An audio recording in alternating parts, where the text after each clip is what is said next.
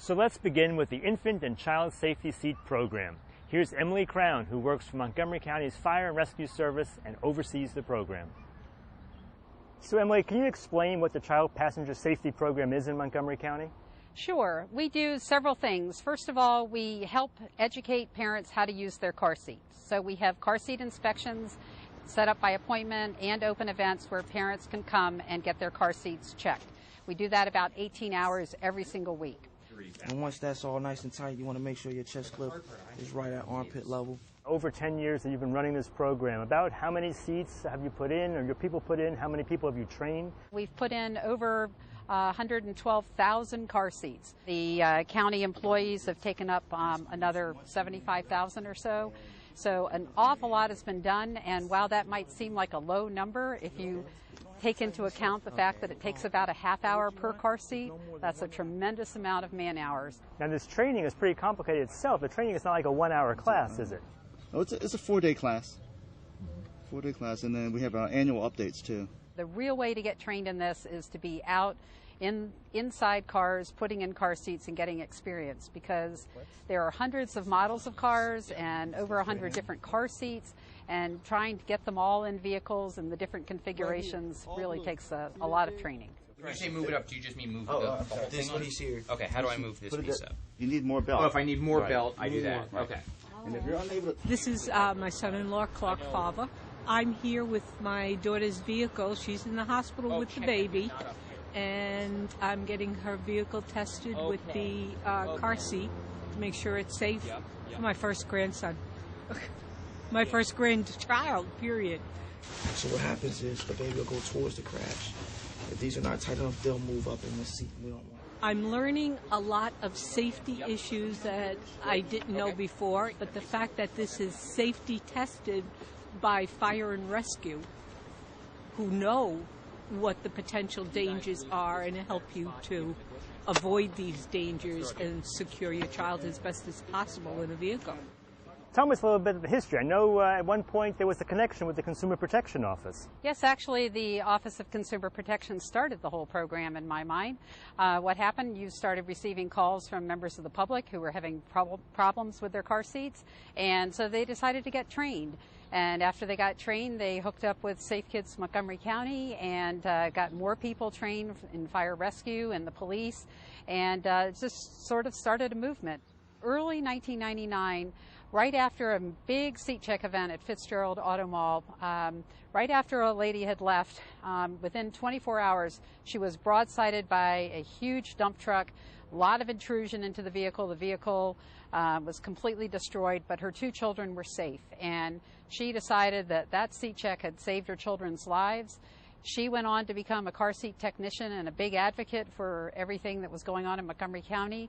And the Office of Consumer Protection suggested to the county executive that they start a program. So it really was a response to the need to protect our children. Yes. Injury prevention is a really big deal when you're talking about children under the age of 15. It's the #1 killer, unintentional injuries. Now, I remember when my children were born many years ago, we thought it was very simple to put the car seat in, but it wasn't really quite as simple as you parents typically think. No, the car seat manufacturers are trying to make it easier, and they've come up with, there's been a lot of progress in the last 15 years, but unfortunately it's not an easy thing. We still find about 4 out of 5 car seats are not used properly, and so we're here to try to help people do it right. Now, as a parent, I know how appreciative all consumers are and parents are when they can come to you and have the seat put in and know it's in correctly. You feel that? Yeah, now it's not. Yeah. Oh, yeah. And that's good. The good thing is realizing the mistakes before the child's put in it, and just having more than one person, come out and help you is a real nice thing. Well, we've got a car and seat over here, so we could just give it a look. Sure. So we got a new car seat and a new car. Yes, and what I'd like you to do, I'm going to pretend you are the parent. I'm going to have you help me put in this car seat. You can just leave this on the ground for right now, and we're going to work with the base that this goes into first. That's the way infant carriers work. Okay.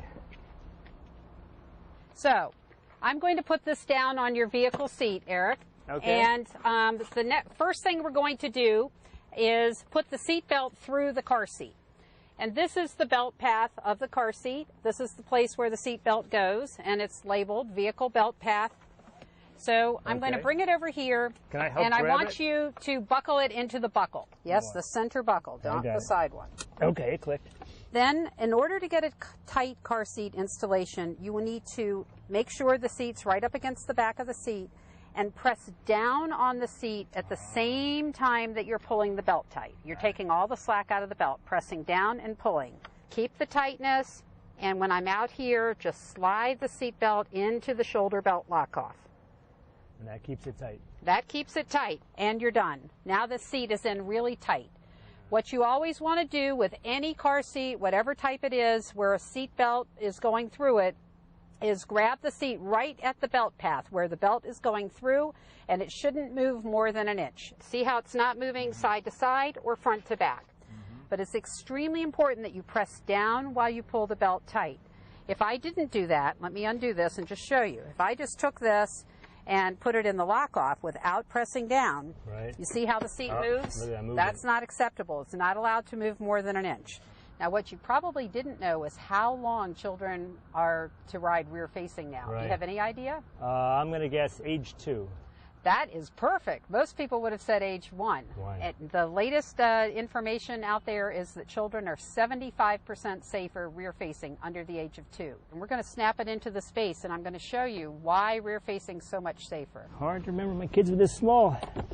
Yep, that's right. That was very easy. Yeah, click now, right in. you see what happens is if there's a frontal crash, this seat is going to try to go this way, but it's in the base really tightly. That's like the fulcrum, so that's keeping it. And the child riding in this seat is going to go back into the seat, so they have support for their head, their neck, and their spinal cord. Car seats have come a long way. There weren't even seat belts in cars when I was growing up. Yep, I spent many a trip going to, my parents used to drive at night so that they wouldn't have to put up with us squabbling. Too bad they still squabble, though. Yes, we can't stop them from squabbling. That's right.